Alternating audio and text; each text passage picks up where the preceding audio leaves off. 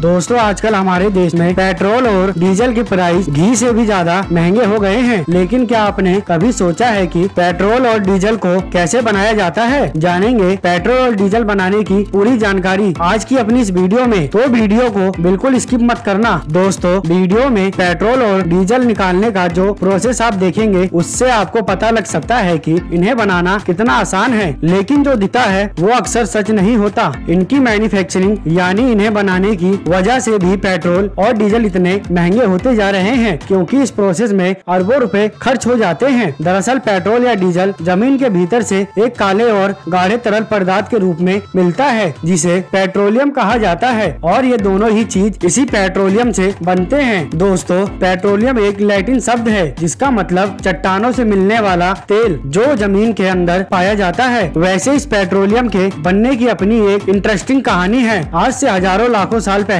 जब इस धरती पर समय समय पर कई बार विनाशकारी आपदाएं आई हैं, तब धरती पर रहने वाले जानवर, पेड़ पौधे जमीन की गहराई में दब गए और हजारों साल तक दबे रहने के कारण ये पूरी तरह से गल गए। तब ये पेट्रोलियम में कन्वर्ट हो गए। हजारों साल दबे रहने के चलते ये प्रेशर और हीट की वजह से लिक्विड में बदल गए, और इनमें से बहुत सारे ऐसे सोर्स समुद्र के अंदर या फिर जमीन के नीचे अभी भी दबे हुए हैं। जब इंसान ने पेट्रोलियम और उसकी क्वालिटी को जान लिया तो कई बड़े बड़े कुओं से ट्रेलिंग करके इस पेट्रोलियम को निकालना शुरू कर दिया। इस पेट्रोलियम में कच्चा तेल होता है। इस कच्चे तेल में पेट्रोल, डीजल, केरोसिन, मोम जैसी चीजें पाई जाती हैं। एक बार जब इसे निकाल दिया जाता है तो इस कच्चे तेल को कारखाने में ले जाया जाता है। इस कारखाने को रिफाइनरी कहा जाता है। लेकिन क्या आप जानते हैं कि कच्चा तेल हर जगह नहीं पाया जाता, और दुनिया में कुछ ही ऐसी जगहें हैं जहां ये तेल मिलता है। ये पेट्रोलियम जमीन और समुद्र दोनों जगहों पर मिलता है। जो पेट्रोलियम समुद्र में होता है उसे निकालने के लिए फ्लोटिंग रिफाइनरी बनाई जाती है,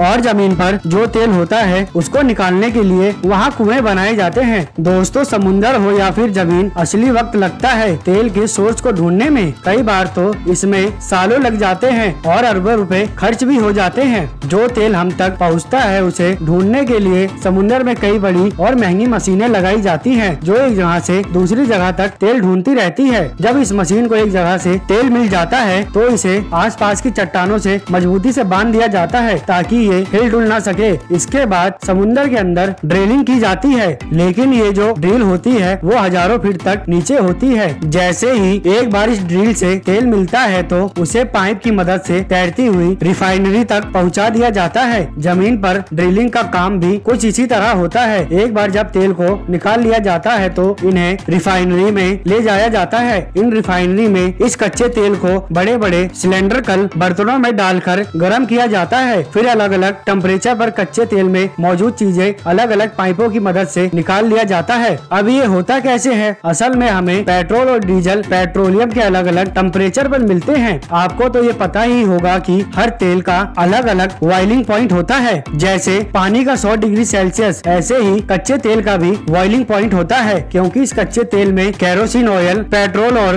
डीजल होते हैं जो अलग अलग टेम्परेचर पे मिलते हैं। जैसे जैसे हम पेट्रोलियम को उबालते हैं ये कच्चा तेल भाप बनने लगता है। इसे ऐसे समझिए कि डीजल को पाने के लिए 260 डिग्री तक कच्चे तेल को उबालना पड़ता है और 40 डिग्री पर हमें पेट्रोल मिलता है। वहीं 160 डिग्री सेल्सियस पर केरोसिन ऑयल मिलता है। इसी तरह कॉम्प्लेक्स प्रोसेस से पेट्रोल, डीजल और केरोसिन ऑयल जैसी चीजें हमें मिल जाती हैं। एक बार जब हमें पेट्रोल, डीजल मिल जाते हैं तो इसकी टेस्टिंग होती है कि ये कितने ऑक्टेन का पेट्रोल मिला है। जितना ज्यादा ऑक्टेन उतना ज्यादा महंगा और अच्छा तेल माना जाता है। इसके बाद इसे टैंकर में भरकर ट्रांसपोर्ट किया जाता है। इस पूरे प्रोसेस में बहुत सारा इन्वेस्टमेंट होता है। इंडियन ऑयल और रिलायंस जैसी कंपनियां इंडिया में पेट्रोल, डीजल के लिए अरबों रुपए इन्वेस्ट करती है, तब कहीं जाकर पेट्रोल से हमारी गाड़ी चलती है। पेट्रोल बनने का प्रोसेस तो आप जान ही चुके हैं। अब आपको ये भी बता दे कि इसकी कीमत इतनी ज्यादा क्यों होती है। पहला रीजन तो आपको अपने आप समझ में आ गया होगा, जो कि इसे निकालने का बेहद खर्चीला प्रोसेस है। पेट्रोल और डीजल को निकालने के इस प्रोसेस को डेस्टिलेशन कहते हैं। इसी प्रोसेस की वजह से इनकी कीमत भी अलग अलग होती है। अब जिन देशों के पास अपने ऑयल रिजर्व होते हैं वहाँ ये तेल सस्ते पड़ते हैं, वहीं जिन देशों के पास रिजर्व नहीं होते जैसे कि अपना इंडिया, यहाँ पर इनकी रिफाइनरी और डेस्टिलेशन का खर्चा बढ़ जाता है। आज दुनिया भर में पेट्रोल और डीजल की कीमत अलग अलग है, क्योंकि मैन्युफैक्चरिंग मैन्युफैक्चरिंग के साथ साथ गवर्नमेंट इस पर टैक्स भी खूब लगाती है। अपने इंडिया में ही स्टेट और सेंट्रल गवर्नमेंट ने मिलकर 60% से ज्यादा टैक्स लगा रखा है। और आज के टाइम में ईरान, कुवैत और सऊदी अरब जैसे देश इसलिए इतने अमीर हैं क्योंकि दुनिया में सबसे ज्यादा ऑयल सोर्स इन्हीं के पास है और इन देशों की पूरी इकोनॉमी इसी ऑयल पर डिपेंड करती है। और इन देशों का एक संगठन है जिसे ओपेक कहा जाता है, वही मिलकर तेलों की कीमतें भी तय करते हैं। तो दोस्तों, अगर आप सबको मेरी ये जानकारी अच्छी लगी तो इसे एक लाइक दें। हम मिलेंगे और किसी नई वीडियो के साथ, तब तक के लिए नमस्कार। वीडियो देखने के लिए थैंक्स।